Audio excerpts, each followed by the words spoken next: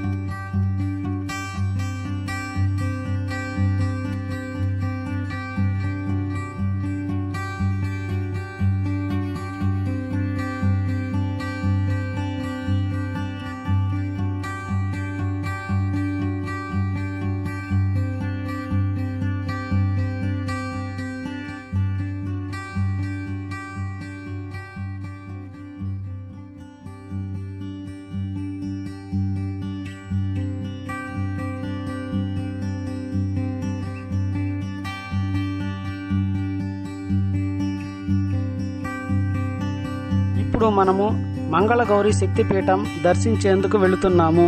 శ్రీ మంగళగౌరి శక్తిపీఠం అష్టాదశ శక్తిపీఠాల్లో 16వ శక్తిపీఠము. శ్రీ మంగళగౌరి శక్తిపీఠం గయా క్షేత్రంలో కలదు. ఈమెకు సర్వమంగళాదేవి అని కూడా అంటారు. ఇంతకు ముందు మనము చూసిన విష్ణుపాదం దగ్గర నుండి 1 కిలోమీటర్ దూరంలో ఈ ఆలయం కలదు.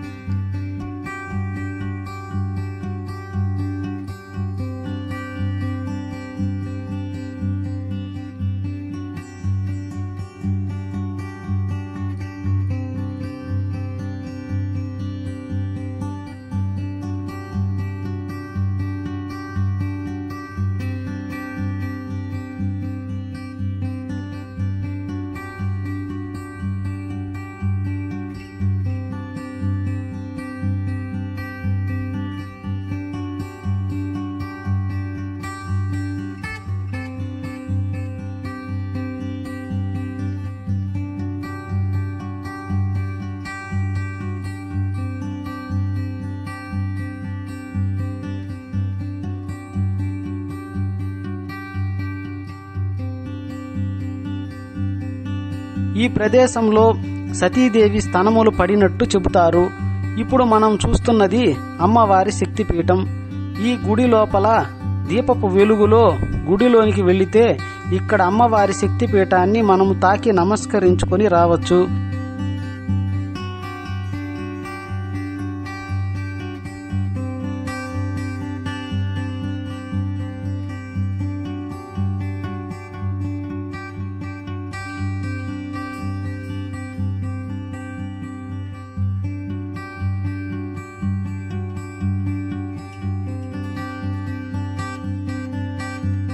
ఇక్కడ నుండి 1 కిలోమీటర్ దూరం వెళితే మనము బుద్ధగయాకు చేరుకుంటాము.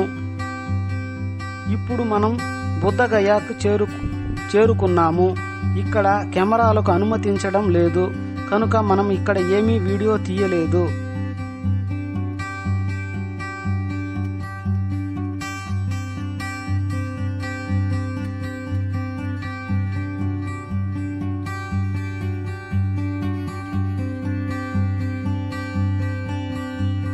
మేము గయా నుండి సాయంకాలానికి కాశీనగరానికి చేరుకున్నాము. ఇక్కడ స్వామిని దర్శించుకున్న తర్వాత ఇక్కడ ఉన్నటువంటి ఒక చిన్న గుడిలో మంచుతో చేసిన శివలింగము, మంచుతో చేసిన వినాయకుడు, మంచుతో చేసిన నందీశ్వరుణ్ణి చూశాను. ఇక్కడ పూజ చాలా బాగా జరిగింది. మీరు కూడా చూడండి.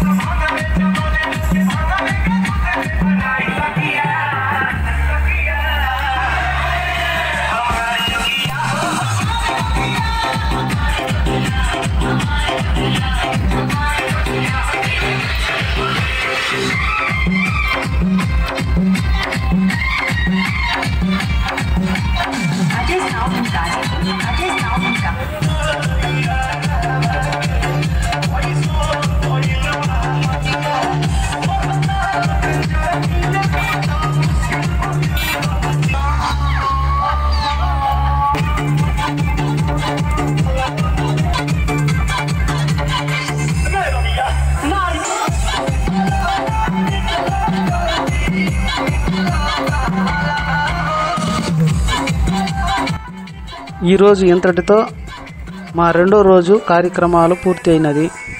తర్వాతది కాశీయాత్ర డే 3లో మా ప్రయాణాన్ని తిలకించండి.